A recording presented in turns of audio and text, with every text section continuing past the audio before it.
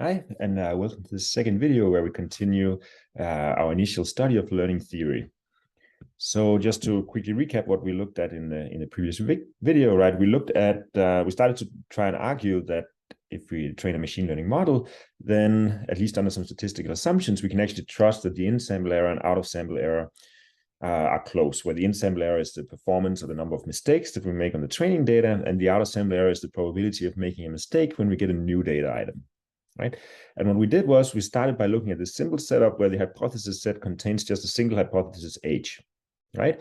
And in this case, we had this Hoeffding bound that tells us that with probability over the random choice of the data set, right? So we have this assumption that data comes from this unknown data distribution D, then the probability that the in-sample error and out-of-sample error of this one hypothesis further apart than epsilon is bounded by some 2 times e to the minus 2 epsilon squared n.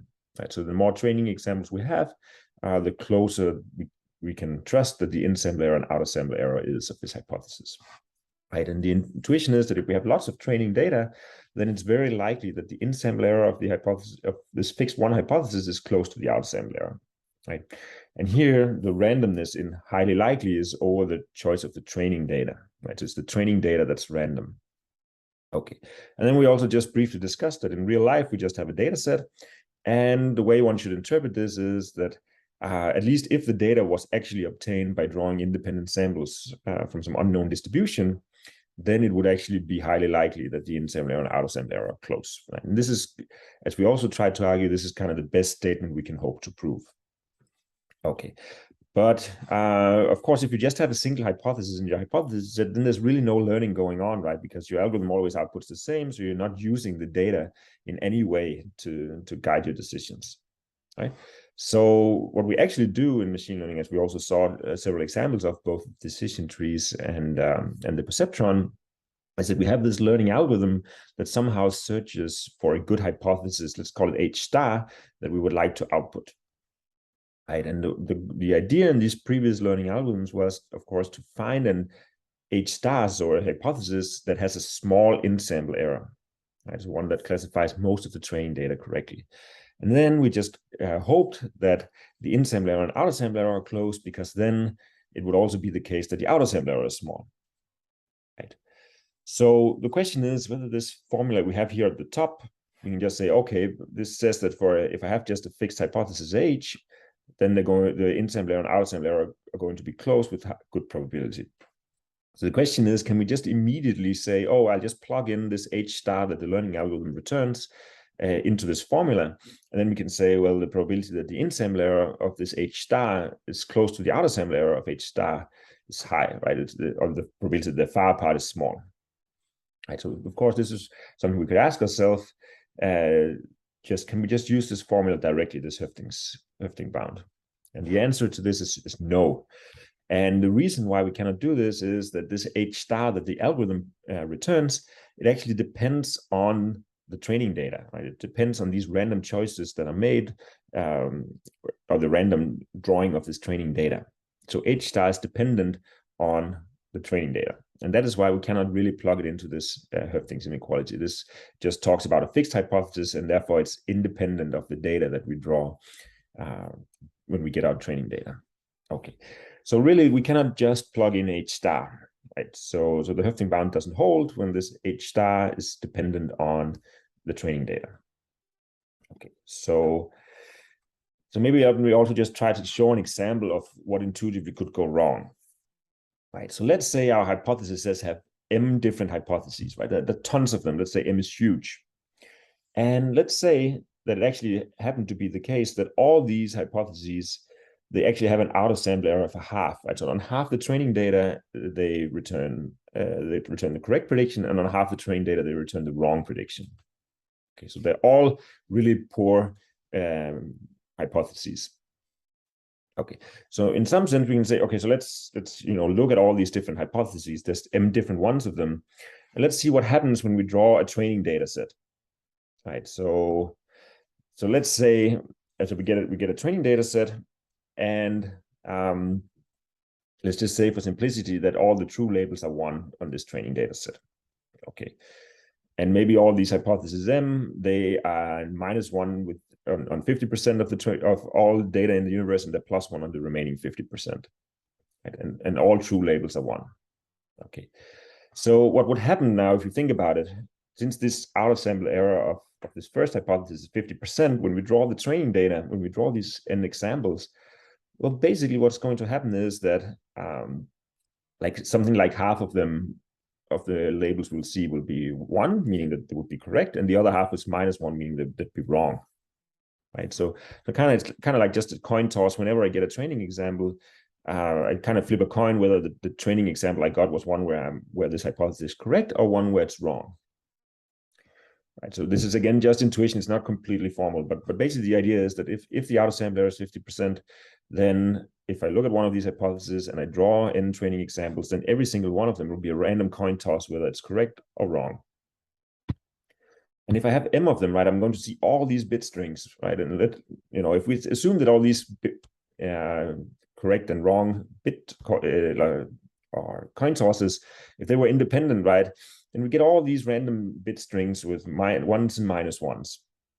And what could happen, right, is that if we have enough of these, if we have tons of different hypotheses, then just because we have so many of them, there will actually be one that just by chance happened to only get samples where it's actually correct, even though its outer sample error is 50%. Right? So kind of like if you just keep tossing coins and you do it enough times, you're going to see a whole batch of coins here that are all correct, that all comes up heads, as long as you have enough of them. Right? And this means that if I actually, if this was my training data, I get these n samples.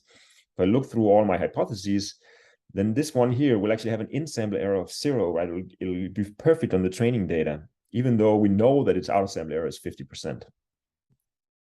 So, of course, you can ask yourself, right, how often would it be the case that one of these m hypotheses actually gets all the labels correct on the training data? And actually you can show, or we're not going to go into the math, but if m here, the number of different hypotheses, is something like exponential in n, then this is actually going to happen often, even though the chance that any individual one of them, it's only exponentially small in n, that all the coin tosses comes up as a 1. So the intuition is here is just, if the hypothesis set is huge, then even though all the hypotheses actually perform terribly out of sample, with good probability, there'll be one of them that actually looks great on the training data, as long as there's enough of them and they're sufficiently distinct. So this means that, we cannot just, if we ran a learning algorithm, it would pick this one. This would be the H star. So in general, we cannot just plug in this H star into this generalization bound and hope that things go well, right? It's just not true that we can plug in the one that the algorithm picks. And that's basically, as you see here, the algorithm's choice depends on the training data, and somehow it searches for the one that looks best, even though they're all terrible. Okay, so that's just some intuition on why we cannot really just plug in this H star chosen by the learning algorithm. Okay. So if we cannot just plug it into this bound, then we can ask ourselves, how can we then try and argue that the in-sample error and the out-sample error of the hypothesis returned by the learning algorithm are actually going to be close. Right? So the basic idea or approach we're going to take is we'll try to somehow find a way to use this Hoeffding bound, because it's very useful, but we somehow have to use it on hypotheses H that are not chosen as a function of the sample, right? This H star is actually chosen as a function of the training data. We would like to somehow apply a Hoeffding bound on some hypotheses that are somehow chosen independently of the training data. Okay, and so here's the main idea that we'll be using, our main observation. So let's say our hypothesis set H consists of m different hypotheses, H1, H2, up to Hm. Then the key observation is that, well, if it happened that the hypotheses returned by the algorithm actually have an in-sample error and an out-of-sample error that are far apart, that they're more than epsilon apart, then it has to be the case that one of these m hypotheses must have an in-sample error and out-of-sample error that are far apart, basically because H star is one of them, right? So if it turns out that the hypothesis returned by the algorithm have an in-sample error and out-of-sample error that are far apart, then at least one of the m hypotheses in the hypothesis set have an in-sample error and out-of-sample error that are far apart. This is a pretty trivial observation. Now, so what can we do now with this observation? So if the in-sample error and out-of-sample error of the hypothesis returned by the algorithm are far apart, then one of the hypotheses in the hypothesis set must have a far apart in-sample error and out-of-sample error. So what we can do now is to say, okay, so basically we have kind of two events here. We have if the event A, meaning the hypothesis returned by the learning algorithm, satisfies that the in-sample error and out-of-sample error are far apart. And then we have another event here, B, that either the first hypothesis have far apart in-sample and out-of-sample, or the second one has, or the third one has, and so on. So what we'll do now is basically have a statement of the form if A, then B. And in this case, what we can show is basically we would like to show that this A event here is small, right? We would like to show that the probability that the hypothesis returned by the algorithm has a far apart in-sample error and out-of-sample error. We want to argue that this probability is small. And the way we can do it is we can say, well, if A implies B, then the probability of A is less than or equal to the probability of B. Right? And basically, I can give you a proof by picture here. So let's say that this green cloud represents the event A. And if A implies B, it means that the event B, whenever A happens, B also happens. So B has to be some superset of A. And, it's clear here from this picture that the mass of the probability mass of B here is greater than or equal to the probability mass of A, simply because B contains A inside of it. So what this means is that if we want to bound the probability of A, meaning the probability that the learning algorithm returns a hypothesis with a far apart in-sample error and out-of-sample error, then it suffices to bound the probability that there is a single hypothesis in the hypothesis set with a far apart in-sample error and out-of-sample error. Okay, so this is what we do here, right? What we want to say now is the probability that the in-sample error and out-of-sample error of this H star is more than epsilon apart is no more than the probability of this giant OR, right? The in-sample error and the out-of-sample error of H1 is more than epsilon, or the probability, or the in-sample error and out-of-sample error of H2 are further apart than epsilon, or and so on up to the in-sample error of HM and the out-of-sample error of HM are more than epsilon apart. So the question now is, how can we handle all these ORs inside this probability? Like we have a probability of the OR of a whole bunch of different events. And for this, there's a very classic inequality called the union bound that we'll use here. And the union bound says that if I have a bunch of events, E1 to EM, think of them as each of these individual events, that the first hypothesis have a far apart in-sample and out-of-sample error. E2 is the second hypothesis have a far apart in-sample error and out-of-sample error, and so on. The union bound tells us that the probability of this OR is no more than the sum of the probabilities of each of these individual events. And this again can kind of be proved by picture. So if this is the event E1, and this is the event E2, this is the event E3, then the OR of these events is kind of corresponds to the area of the union of all these clouds, right? So it's kind of the union of these clouds, the total area of that's the OR, right? This is when at least one of these events happen. Of course, the area of this union is no more than the sum of each of these individual areas, right? Because we're just summing up. If we're summing up all these individual areas, we're just overcounting something. So we'll get an even bigger answer. Okay. So basically we can say that the probability of all these ORs is at most the sum of the probabilities. So what we really have is that the probability that this hypothesis that the learning algorithm returns have a far apart in-sample error and out-of-sample error is no more than the sum over all the individual hypotheses in the hypothesis set of the probability that that single hypothesis have a far apart in-sample error and out-of-sample error. Okay. Now, the nice thing now is that each of these probabilities here, they are actually for a fixed hypothesis, right? It's just the first hypothesis in the hypothesis set. It doesn't depend on the data or anything. It's just a fixed hypothesis. So all these individual events here, they correspond to hypotheses that are chosen independently of the sample, which means we can actually use Hoeffding's inequality on each of these individual probabilities. Right? So we can use Hoeffding's to bound the first probability, the second probability, and all the way up to the last probability. And this means that, well, each of these terms, we can bound the probability by 2e to the minus 2 epsilon squared m. We have a sum of m of these events, so we just multiply by a factor m.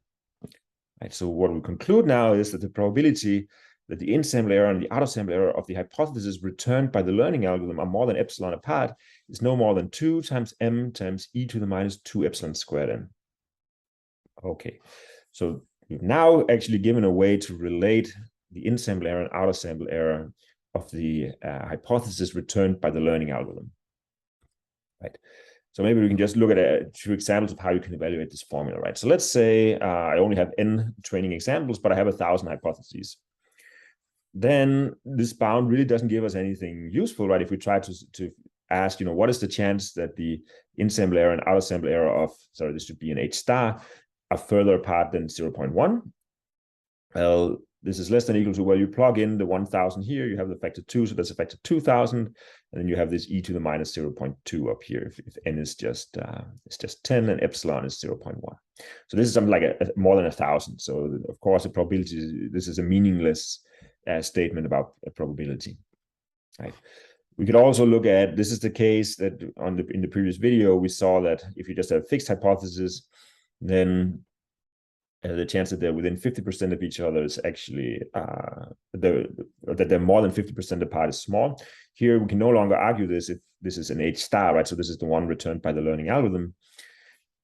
Here we have this factor 2,000 in front, and we get a meaningless bound again.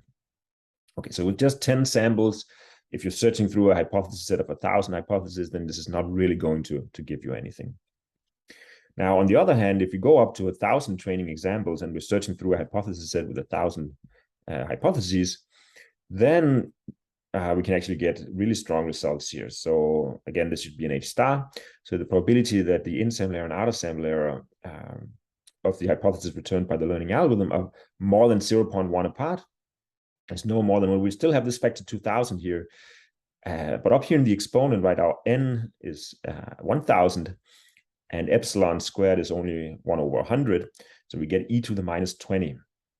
And as you can see, right, e to the minus 20, that really quickly kills this factor 2,000 in front, right? This is much, much smaller.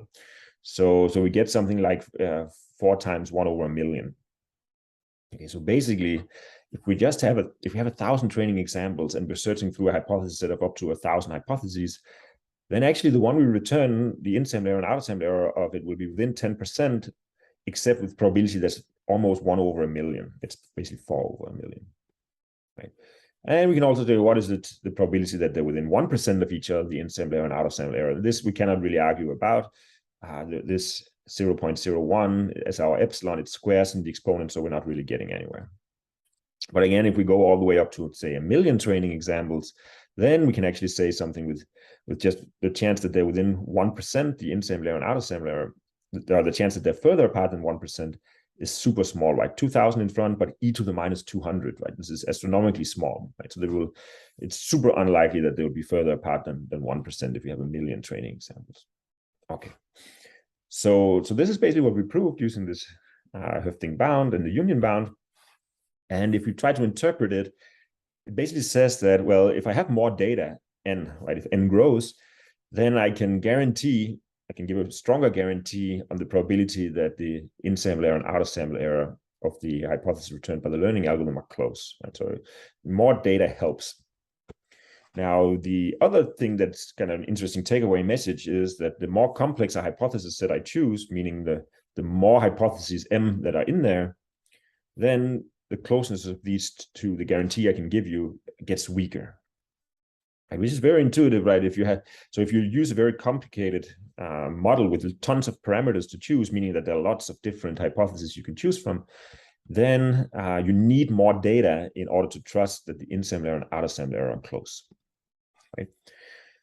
So maybe one thing to remember here is that just because they're close, the in-sample error and out-of-sample error are close, does not guarantee that the out-of-sample error is small, right? This is important if you think about this special case where the hypothesis set contains just a single hypothesis. Then we know for sure that even with very little data, the in-sample error and out-of-sample error are going to be close.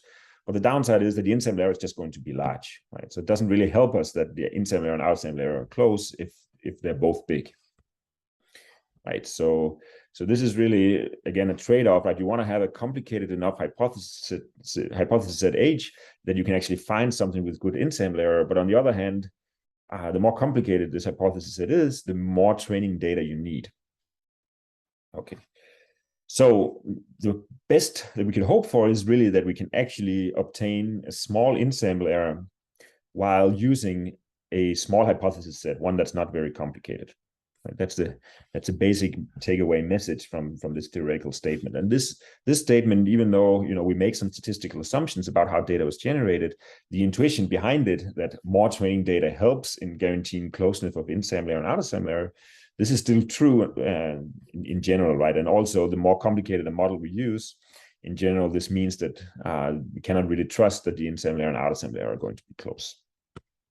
Okay, so maybe one more question we can ask based on this theory that we just went through is, so we've decided so far that we're going to look for a hypothesis that minimizes the in-sample error, right? That's what all the learning algorithms we've seen do, both this perceptron learning algorithm and the decision trees. So we can ask ourselves, right, is it a good idea to try and minimize the in-sample error? And actually, you can prove, basically using what we've already shown, that yes, this is actually a very good strategy. So what we actually proved in the proof that we did was we had this union bound that said over all the different hypotheses in the hypothesis set. So what we formally proved was that actually it holds that all the possible hypotheses in the hypothesis set, they will all satisfy that the in-sample error and out-of-sample error are within epsilon with probability 1 minus 2m times e to the minus 2 epsilon squared n, right? Because we basically argue that the chance that there's even a single one of them that are far apart, we had this giant, or we argue that this is small. So what we actually proved is that it's very likely that every single hypothesis in the hypothesis set have a small difference between in-sample error and out-of-sample error. Okay, so this is what we really established in the proof. Good. So, and what our learning algorithm does is that it finds the hypothesis H star that has the smallest in-sample error among all the hypotheses, right? This is the strategy that we've been taking so far.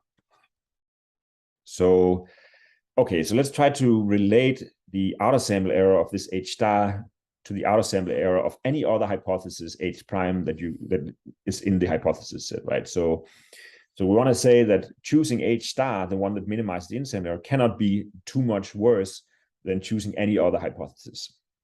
Right? This would be a nice statement because that would justify trying to find the one with the best in-sample error. Okay, and to do that, right, we can try and rewrite the out-of-sample error of H star. Right, so basically we start by adding 0, but we do it in this special way where we just add minus the in-sample error of H star plus the in-sample error of H star. Okay. Now, what we can combine it, we can look at the first two terms here. The first two terms is the difference between the out-of-sample error and the in-sample error of H star. And from this factor here above, right, we know that all hypotheses have an in-sample error and out-of-sample error that are within epsilon. So basically we can say that this difference here is at most epsilon. Right, so the out-of-sample error of H star is at most epsilon plus the in-sample error of H star. Now, what we can do now is that we can say, okay, H star was the hypothesis that minimized the in-sample error, right? Which means in particular that the in-sample error of H star is going to be less than or equal to the in-sample error of any other hypothesis H prime, because we chose the one with the smallest in-sample error. Okay, now, looking at this expression, we'll again add and subtract 0, but we do it, or we'll add 0 to it. We'll subtract minus the out-of-sample error of H prime plus the out-of-sample error of H prime. Okay. Now, once we've done this, we can look at again this term here in the middle, the difference between the in-sample error and the out-of-sample error of H prime. Right? Our proof showed that again, all hypotheses in H, including H prime, have an in-sample error and out-of-sample error that are within epsilon. So, which means again that this difference is at most epsilon as well. So what we've shown now is that the out-of-sample error of H star is at most 2 epsilon plus the out-of-sample error of H prime. And this holds for any other hypothesis in the hypothesis set, which means that even if we knew even if we knew the data distribution that we had to pick something from the hypothesis set, then we couldn't really do much better than picking H star. We could only improve by 2 epsilon in the out-of-sample error. Right, so this basically says that if I choose as my hypothesis, if my learning algorithm minimizes the in-sample error, then it does pretty well, right? It basically does almost as good as we could hope for, because any other hypothesis you could return has at most a 2 epsilon better out-of-sample error. Okay, so it really is a good strategy to minimize the in-sample error. Good. So if we looked at it again, this formula here, maybe let me just give you one other way to think about it, or one other way to use it. We could also use it to ask, okay, let's say I want 95% confidence. So here confidence means, okay, over the drawing of the training data, the sample, it should hold with 95% probability that the in-sample error and out-of-sample error of what I return is within 10%. And let's say that the hypothesis that we're using contains 1,000 hypotheses. Then we can ask ourselves, how many samples do we need? And you can also derive this from the formula above. Okay, so what is it that we want to plug into this formula? Okay, so we know that our M is 1,000.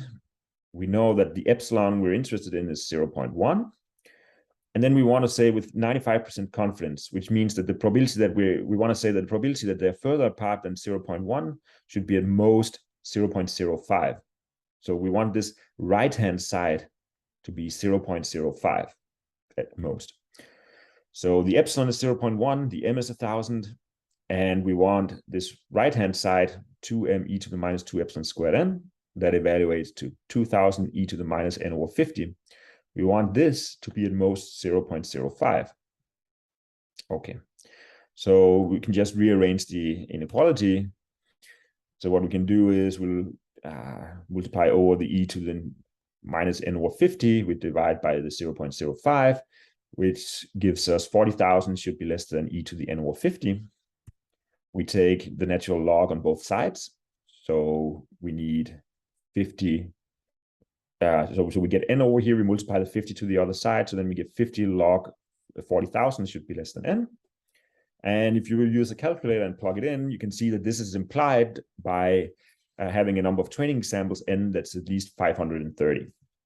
Okay, so if you have such a requirement here, like I want 95% confidence that the in-sample error and out-of-sample error of the hypothesis my algorithm returns are within 10%, and we know that the hypothesis that we're using contains 1,000 hypotheses, then you can just evaluate this formula and figure out a number of samples you need, right? You need 530 samples. Okay. Now, there are, of course, some issues with this bound that we just proved. It doesn't actually help us if we think of the perceptron learning algorithm, right? The perceptron learning algorithm chooses a hyperplane or a line in 2D as our hypothesis. And the problem is, right, as you can see here in this picture, there's actually infinitely many of these hyperplanes, right? You can draw an infinitely many of them in between these data points, for instance. And if you plug in m being infinite, then this bound is meaningless, right? So we cannot handle infinite hypothesis sets using this bound that we proved here, only for finite hypothesis sets. Okay, so here's a hack that you could use if you wanted to actually say something interesting about hyperplanes. So maybe you could say that, okay, if I'm anyways going to implement this on a computer, maybe I'll be using 32-bit floating point numbers to represent each of the parameters in my hyperplane, right? I have d parameters. I'll use a 32-bit floating point number for each of them. So in reality, my hypothesis is actually finite, right? It has size at most 2 to the 32d because I have at most 32-bit integers or floating point numbers, sorry. So actually m is technically finite if you run it on a computer with finite precision. Which means that then you can actually use this bound up here, which you plug in m being 2 to the 32d. And okay, so you can ask, when is this a non-trivial statement? So you can ask, okay, so when it's non-trivial? It's non-trivial if the right-hand side is less than 1, right? If we say that the probability they're further apart than epsilon is something less than 1, then it's a non-trivial statement. So actually, this statement actually does become interesting already for reasonably small n. So if you just examine the bounds here, you need somehow this n should cancel out the epsilon squared and the 2. So basically n should be epsilon minus squared over 2. And then it needs to cancel out the m down here. So you need another log m factor here. And you also need to cancel out the 2. So maybe you need a +1 here. So, if n is this large, then actually this right-hand side becomes less than 1, and you get some non-trivial statement. If you evaluate this, because you take log of 2 to the 32d, the 32d moves down. And so basically this expression is something like the number of samples you need is something like 1 over epsilon squared times 11d. So it's not too bad, right? If you think about, maybe it's a 5-dimensional data, then you plug in 5 here times 11, that's 55. So you only need something like 1 over epsilon squared times 55 samples, which is not too bad. You can actually get something non-trivial just out of this formula by saying that, oh, I'm using finite precision numbers when I'm actually implementing this algorithm. Okay, that's just a hack. We'll return to in later videos to give a more thorough or more less hacked way of dealing with infinite hypothesis set. Okay, so let us spend the remaining time of this video of looking at some extensions to this supervised learning model. So one way you can change the model is that the input domain doesn't necessarily have to be d-dimensional feature vectors. It has been so in the examples that we've seen so far, where the training data is somehow either, say, images with a fixed number of pixels, or it could be a house with a fixed number of features, and so on. Some learning algorithms actually do require that these are d-dimensional feature vectors. Like the perceptron learning algorithm, right? It works with these hyperplanes in d dimensions. It doesn't make sense if the data is not d-dimensional vectors. But you could have other learning algorithms that don't necessarily need this. So in general, if we want to be a little bit more general in our definition of supervised learning, then we can typically, or we will denote the input domain, so where the data elements come from, by capital X. And one example is just capital X is RD, the set of all d-dimensional feature vectors. And some learning algorithms only work for this choice. But it could also be that the input is strings, right? So maybe X is the set of all binary strings, and this is what you feed into a learning algorithm. And maybe you have a learning algorithm that works best, that can actually handle such X. Right? So there could be many other choices. So in general, if we augment this picture to be a little more general, then we say that the unknown target function is just a mapping from the input domain to the set of labels. And that's the only difference in the picture here. Okay. So, right, what we also assumed was that this unknown target function maps input elements to labels, and elements from the input domain to labels. And what we assumed is that there's a deterministic mapping, right? So for any given input or feature vector, there's a fixed label that's correct, right? The issue is that it's often the case, right, that the labels are not completely determined from the features that you have available. Okay, so maybe let me try to say that. So maybe you've collected a lot of data on houses, on house prices, but maybe you've only measured the single feature being the square meters. Then of course the price of the house is not completely determined from the number of square meters alone, right? So there's still some uncertainty left in the house price just based on the square meters. So this is one way of saying that, well, maybe there's not a deterministic mapping, something that uniquely gives us a label based on the features, right? Also, like the height of a person is not completely determined from just the age and the gender. There's still some variation left, which again could be interpreted as saying that this unknown target function is not a deterministic mapping from age and gender to height. So the way that we're going to add this to the model is that we can say, so for every element in the input domain, every X, there is a distribution on labels, right? So the labels come from a distribution that we call P of Y given X. So there's some probability distribution on the correct label given, say, the feature vector, the input. Okay. And the deterministic case is just a special case of this, where all the probability mass in P of Y given X is on a single label, right? It's a deterministic one that there's one of these labels Y that has probability 1 given X and the rest have probability 0. So this is just a generalization of the deterministic case that we already saw. Okay. So we say that for every X in the input domain, there's a distribution on the Y's that we denote by P of Y given X. The deterministic case is just the P of Y given X has all the probability mass on a single element.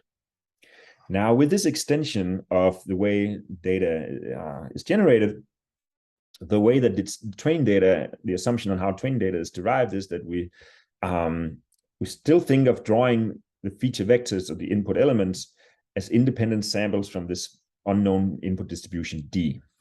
Okay, so they are still generated the same way, these feature vectors of input elements. Now, the labels now, instead of being deterministic, we say that once we've drawn this x1 to xn, then for each one of them, you look at each xi, and then you generate the label yi from this probability distribution p of y given xi. Right? So basically, you first draw the feature vector, and then you draw the label according to the conditional distribution on the labels given this xi. And the same goes for new unknown data. The data that we're evaluating on when we're testing the outer sample error or defining the outer sample error, we think of new data as being obtained in the same way. We first draw an input element from the unknown data distribution D, and then we generate the label according to this distribution P of y given x, which means at the end of the day, the chance that you get a sample x comma y is first the probability of drawing x and then the probability of drawing y given x. So that's how this joint distribution is defined. Okay, so we can add this to the picture as well. So there's an unknown target distribution now, not an unknown target function. So the distribution is for any given x in the input domain, this distribution over labels y. And now the input, there's still this unknown input distribution. It generates n examples, x1 to xn. And then for each of them, the training data, we think of the label as being generated from this conditional distribution on y given xi. Okay. So maybe let me just give one example again of this. So let's assume that you have an experiment where you roll 2 dice. And the goal is to train a machine learning model that can predict the sum of the dice. But let's say that the only input feature that you have available is the value of the first die. Right? So you only collected information on the value of the first die. So the input domain are the values 1, 2, 3, 4, 5, 6. Right? Those are the possible input values you could get. Now, the sum can be anything from 2 to 12, right? 2, 3, 4, 5, 6, 7, 8, 9, 10, 11, and 12 are the possible sums that you could have. So you could ask, what is the probability of, what is the distribution on the label y, given that the first die is a 6? So if you think about it, right, the only possibilities is that, well, you can roll a 7 if the second die is a 1, and that happens with probability 1 over 6 if I tell you that the first die is 6. The same goes, you can roll 8, 9, 10, 11, and 12, all of them with probability 1 over 6, but the sums 2, 3, 4, 5, 6 happen with probability 0. So here, right, the label y is not completely determined from the input feature, which is just the value of the first die. Right, so it's still random over 6 different outcomes. Okay, so really this is an example where the target is not fully determined from the available input features. Okay, and also you can see this if you generate training data from this experiment, right? You roll two dice, and maybe you see in the first one, well, the one die is 3 and the sum is 7, right? The first die is 2 and the sum is 3. The first die 3 and the sum is 9, and so on. Right, and what you see here is that if you have such a distribution over the labels given any x, then the same input feature element x can have multiple different values, multiple different labels. Right here, if you have the feature 3, the label is 7. Over here, if you have the feature 3, the label is 9. And here again, if you have the feature 6, the label could be 8. You could also have the feature 6 and the label be 7. Okay, so the in-sample error in this setup can also be generalized. So again, recall that the data is generated as follows. We have the input domain x, we have the output domain y. There's an unknown distribution d over the input domain. So the xi's are drawn from d. And then there's an unknown target distribution that for any given xi in the training data, we generate the label yi from this conditional distribution on y given xi. So this gives us n examples xi, yi. Now, we had the 0-1 loss from the previous lecture is just the fraction of training examples that you get wrong. This is just the same, right?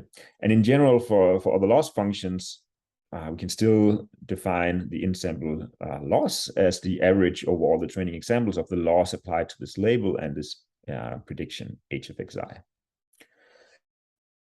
So in general, right, if we define the outer sample error, we have to change the definition a little bit. If we had a deterministic target, right, then the definition was it's just the probability over the data distribution. So this gives us an x of h of x evaluating something different than the unknown target function. if the target function is not deterministic, then both x and y are random, right? And then we just define the outer sample error as the probability of mispredicting y, right? So it's a completely natural generalization. Only difference is that y is also random now. The same goes for generalizing this to other loss functions. Before, the outer sample error was defined as the expectation over an element x drawn from this unknown data distribution of the loss of the prediction h of x against the true label f of x.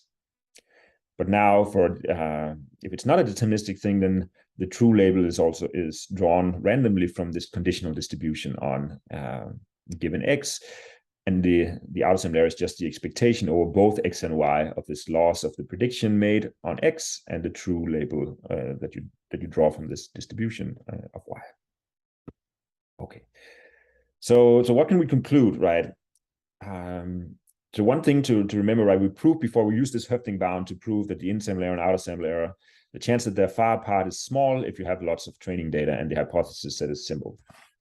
Now, we're not going to do much about it, but you can actually prove that this Hoeffding bound and all of the things we did here, it also holds when the target is not deterministic.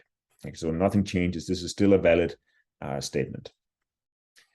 But the thing to pay attention to is that if the target is not deterministic, right, there's still given the features, there's still a distribution on the labels, then what becomes difficult is to get a small in-sample error, right? For example, let's say that, if I give you the feature element x, then the label is still uniform random between -1 and 1. If this is the case, right, of course, you cannot really do anything to predict the label, right? The outer sample error will always be a half, no matter what you do, right? No matter what thing I output, because the label is always 50-50%, it's going to be wrong half of the time, no matter which hypothesis you choose, right? So the outer sample is always going to be a half. Okay. And the in-sample error, right, if the hypothesis is small enough and you have enough data, then the in-sample error, we know by Hoeffding's inequality that it's going to be close to the outer sample error, which means that it's going to be close to a half. So basically, this is just saying, you cannot really hope to find a hypothesis with a small in-sample error if in this case the target is not deterministic, and it's still very random if I tell you the features. Right? It's still uniform random amongst the two classes. The hope is, of course, that a feature vector should almost fully determine the label. Otherwise, it's really hard to do any learning. Good. Let us just end this with just a small note on what's called testing.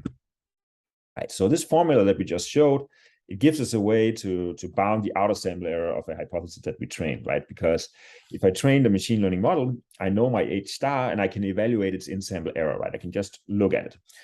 I also know which hypothesis that I use, so I know my M, I know how many samples I had N, so I can just look at this formula and compute a bound that gives me a bound on how large the outer sample error could be, at least with some confidence, right? What you do in practice is actually not invoke this formula. What you do in practice, if you actually need a good estimate of the outer sample error, what you do instead is that you actually take some of your training data, say 20%, and then you set it aside as a test set, which means that you don't use it during training at all, right? And then when you're done training and you ignore these 20% of the data, then what you do is to estimate the outer sample error of the hypothesis you produced, you just compute its accuracy on this test set. So you just measure how accurate is it on the test set, not the training set. And this would be your estimate of the outer sample error.